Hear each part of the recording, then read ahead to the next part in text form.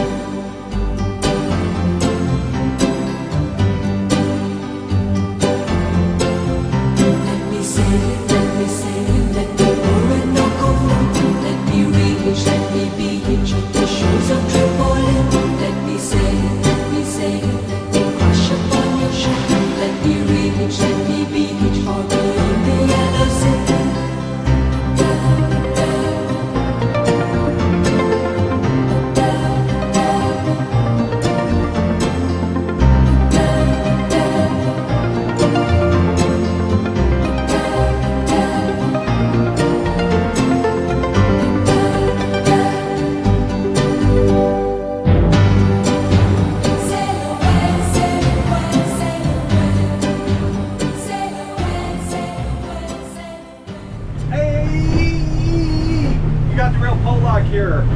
So we're going back to old school today. Putting away the trolling gear, picking up the jigging rods, and I'm not talking live scoping, all these fancy guys doing all that stuff. I'm talking to the roots. Purple hair jigs, Western End, Locust Reef, Pickerel, to Saints, Cone, Niagara. So we flushed out of Catawba. We got a southwest at 20, so we got to get through some nastiness to get to the calmer west side of the lake. So we're having a nice easy ride out there. We got some 2 to 4s in the mix here, so just nice and easy. We're not going to get beat up, so enjoy us on this one. Okay, we're just setting up shop. We found some cleaner water for jig fishing. We are on to St. Reef now. People don't realize this with how to look at fish here, how to look at fish on the bottom here. Right there's a school of fish, there's a school of fish, there's a school of fish, school of fish. So usually what we have going on here is multiple males surrounding one female. And I've witnessed this out here, that the males will swim and charge at the females and hit their belly to loosen their eggs up. And I've witnessed this at nighttime. They'll drive the females right up to the surface, and so they loosen their eggs up by hitting them in the stomach. But we got a mud line right out there. You can kind of see a mud line out there. We don't want to get into that muddier water. We're on the you know, the water change here, the dingy. We'll call it dingy. It looks like you got about 1.5 foot visibility, which is plenty enough for jigging. Okay, I don't care what anybody says. All you need out here, West End Lake Erie, is heavy jigs and light jigs. Heavy jigs 3/4, light jigs 5/8. Color is not critical at all, as long as you use purple. If we're jigging Lorraine, Vermilion, Huron area, we'd be going with black, starting off with a lot of black jigs. But here, green, purple number 1, green number 2. 3/4 ounce, 5/8 ounce. Those two, that's all you need. Okay. Okay, jig fishing 101.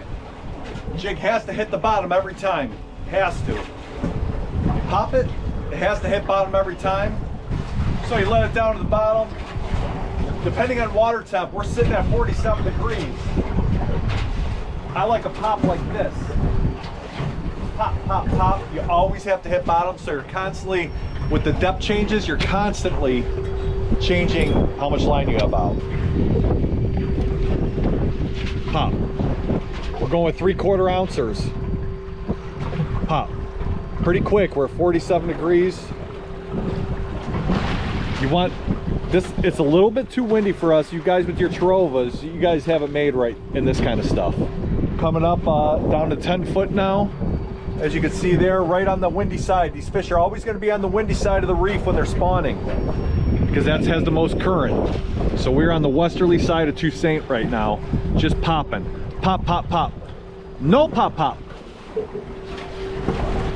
Got a storm out to the north of us. They're firing here at the shooting range, so you might be hearing some shots here. It's okay, we're okay. Pop, pop. Some people want to have the hook set as their pop. Some people want to just raise it softly. You just got to figure out what's working for the day. Right now this is not working. Okay, so we got one here. We got a lot of line out here in order to actually get on bottom. Not a fan of the whole situation. The muddy water started moving over to Saint here. Okay, what do we got here? Peak to refuel. We're mixing it up a little bit. Steve, what do you think you're going with? I think I'm going with the sweet pork and rice. Sweet ball, yeah. Yeah, I got doubles of them. That's my fave. I'm gonna go with the American Buffalo barbecue mac and cheese. Oh, I'm so scared. What should I go with the backcountry bison bowl? I'm gonna surprise you guys.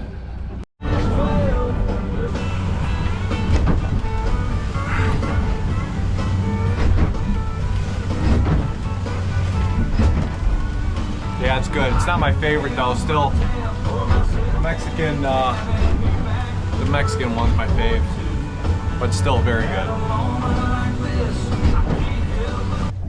Let's talk about room in the bathroom. I'm a door open type of guy, so my feet are actually sitting outside the toilet, but I can fit in here. It's just the wipe. When you're going to wipe, you just want to be able to. You need shoulder room.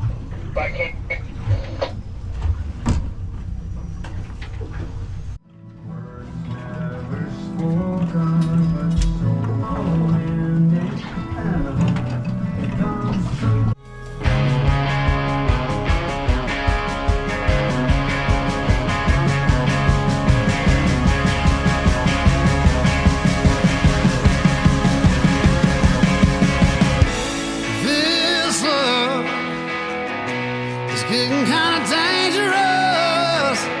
Feels like it's a loaded gun.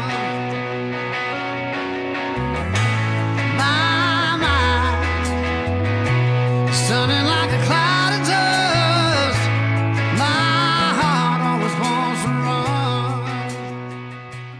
run. We're out here on Niagara Reef right now. A lot better water clarity. We've probably got 3-4 foot visibility.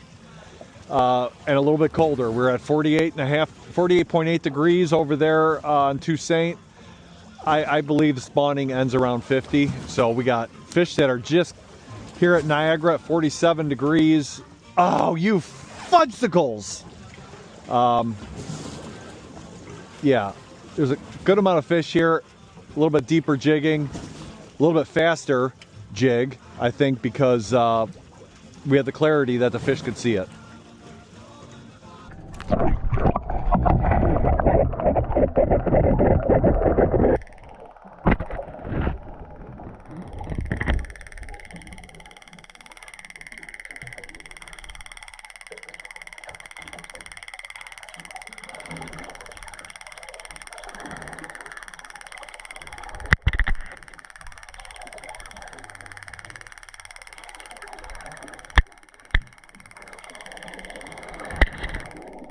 We're gonna throw him back. Yep.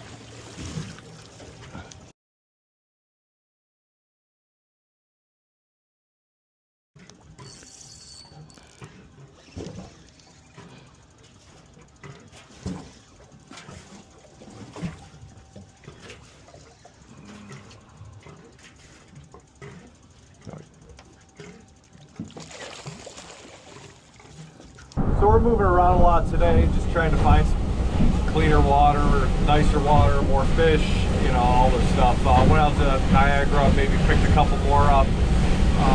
We are heading out of Cone. It's a deeper reef. I've done well there before. And then we'll probably go into Pickerel, but we got some muddy conditions, so we don't know how any of these are fishable. So far, Niagara is the best water clarity.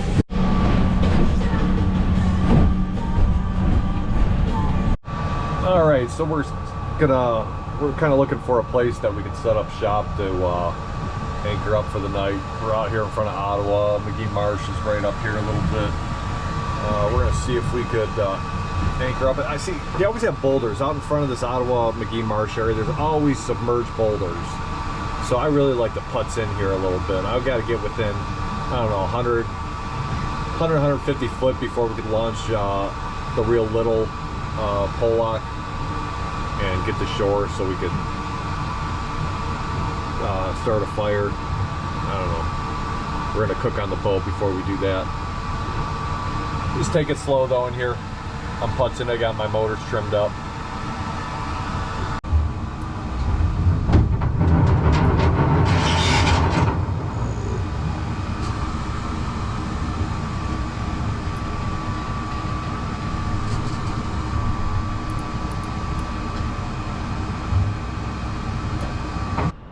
So this is where we're setting up shop. Look at how beautiful. I mean, take the nuke plant out of the equation. Look at how freaking beautiful. And take all the garbage that's washed up on the shoreline out of the equation. You could imagine how beautiful this area would be. Hey, look at that. We got a pelican right here. They say there's no pelicans in Ohio. Yep, we got white ones. Oh, there's some more, so it's not just a fluke. Look at that. Got flock after flock coming. There's another flock up there coming. Looks like they're dodging the storm that's coming through here. Tell me how nervous you guys would be sitting in 1.8 feet of water now. Huh. What are we making? We're making fajitas. It's already got some fajita seasoning and with that chicken thighs, not breast. Oh, yeah. Yeah, we can throw them freaking onions in there right now. Minced garlic the shit out of that.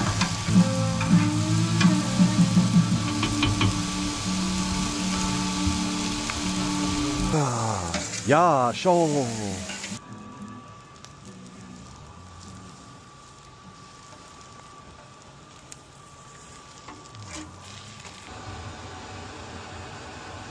No mushrooms in here. A lot of people are gonna be mad about that.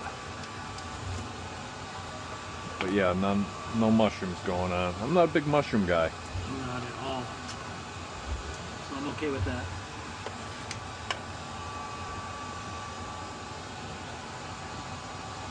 Whoops.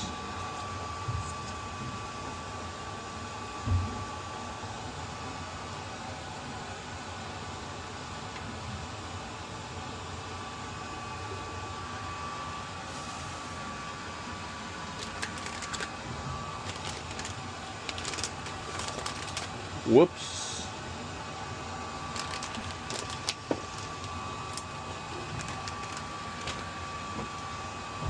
That bitch is gonna be swimming.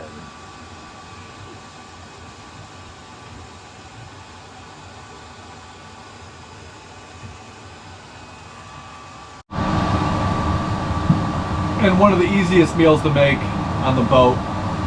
It's pretty darn good. It's so easy.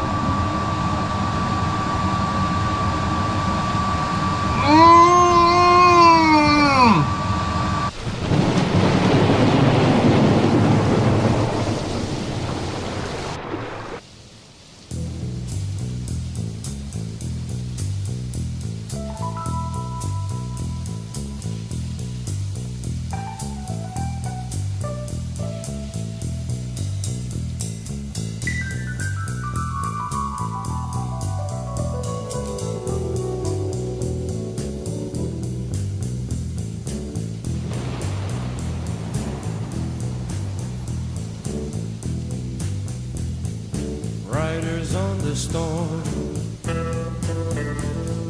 riders on the storm. Into this house we're born, into this world we're thrown. Like a dog without a bone, and hacked we're out on loan. Riders on the storm, there's a killer on the road.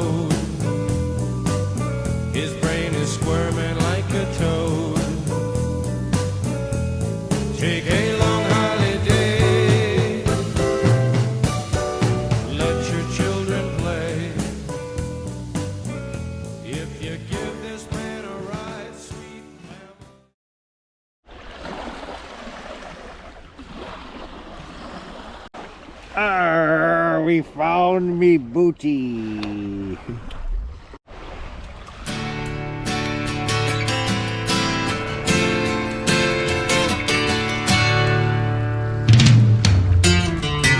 The preacher man says it's the end of time, and the Mississippi River, she's a going dry.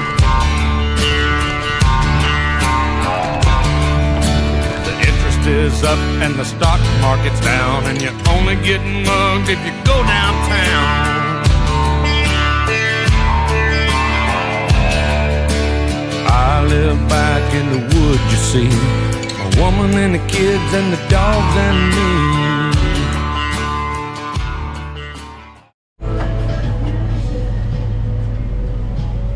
So change of plans.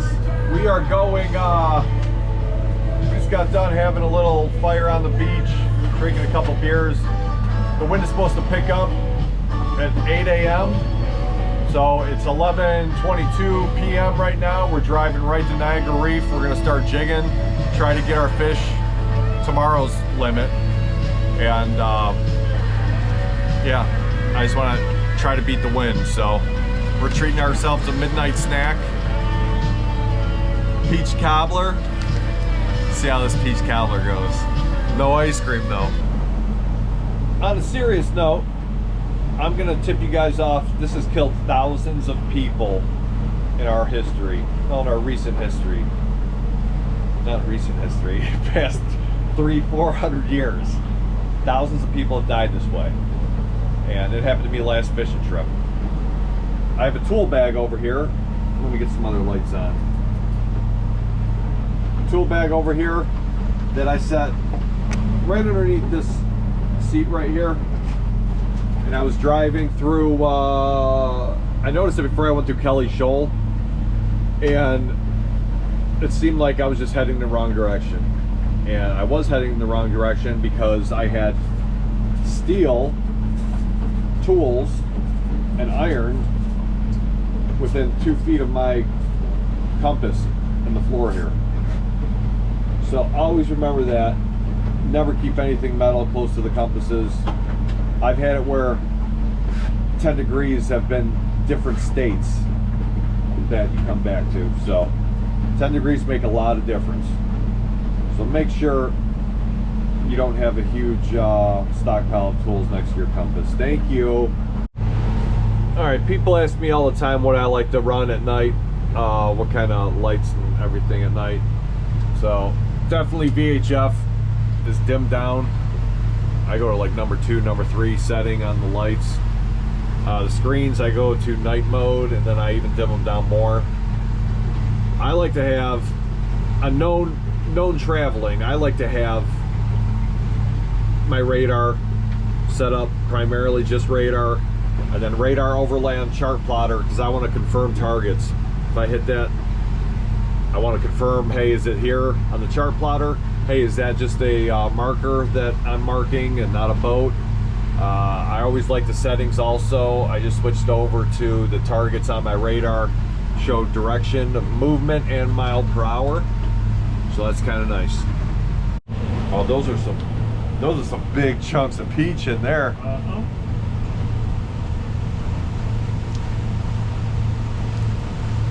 That's pretty freaking good. Yeah, oh, peach cobbler. Yeah. That's really good. Yeah. That's amazing they can nail something like that. Okay. So everybody says, what are you doing going out at night? You catch more fish at night, more fish spawn at night than during the day. So yeah, get out here at night. You gotta go over a little more. Oh no, he's just a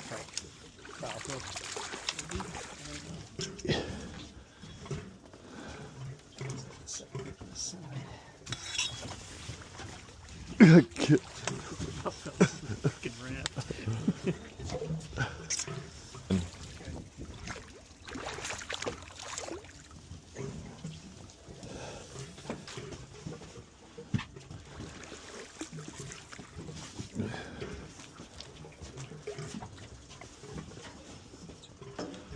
How many with you?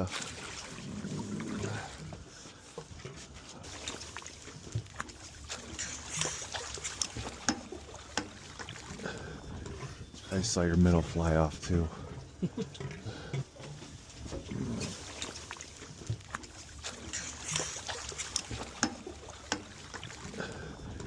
I saw your minnow fly off too.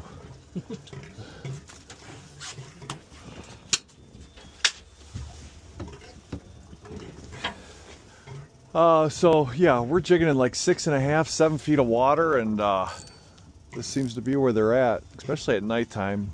People don't realize the majority of these fish are spawning at night. So we're seeing them swimming around all around the surface. We can see them in the running lights, hear them splashing. But yeah, they're definitely down there. And milking.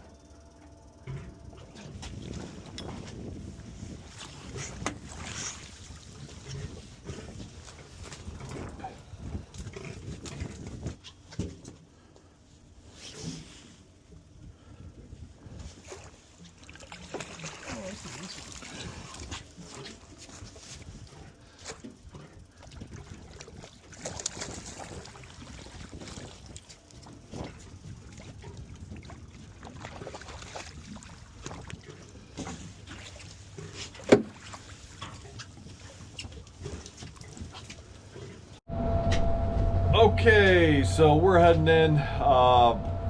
We have winds, 40-mile-an-hour winds coming up at 9 a.m., 10 a.m., and rain starting then. So we're just gonna head in now, get the boat on the trailer, and sleep in the parking lot.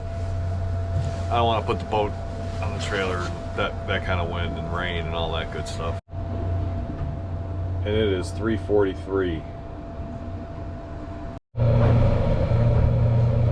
Only doing 11 miles an hour, so there's a lot of logs in the lake. Everybody shoved everything off their beach this last weekend, and then all the rains and everything came through. So we decided we're gonna take the boat out of the water now,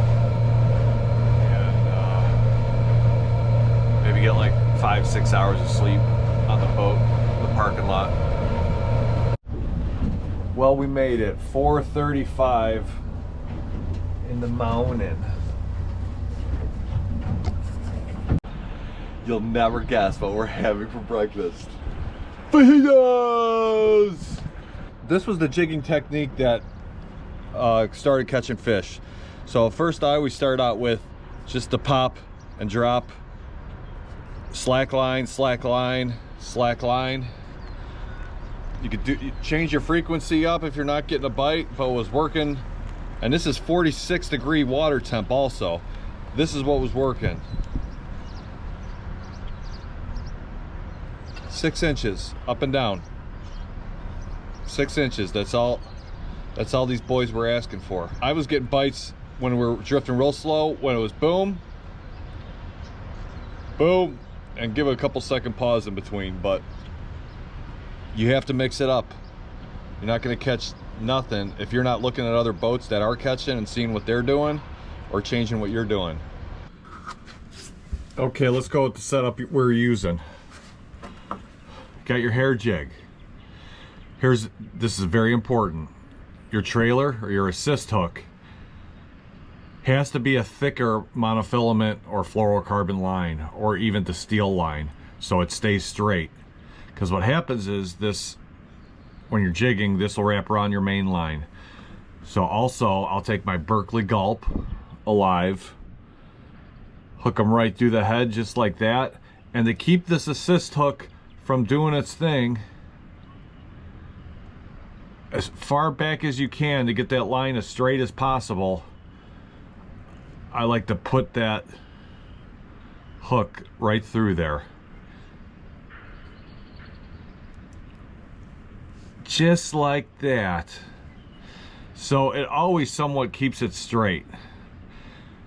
90% of the fish on most days are caught on the assist hook. So I'll do 2 feet of fluorocarbon to a micro swivel, like anything in your 30, 40, 50 pound micro swivels I like, but 2 feet of 15 pound fluorocarbon. A lot of guys go lighter than that, but zebra mussels kind of chafe up the line. But yeah, you want it popping, and they hover over it, and boom, snag them right in the underjaw. That's what's happening now. They'll be more aggressive biting maybe in a couple days or more settled weather. Thank you. Hey, thanks for watching the video. So you got a storm moving in on the horizon over there, but we just woke up. We slept from like about 5:30 a.m. till about 9, because my wife was texting me, "What are you doing?" So thanks for watching, and hope you learned something on these hair jigs. Remember, purple and green, and then vermilion bite is usually black. You know, charade, cranberry, black jigs. But here, yeah, green and purple. Thank you.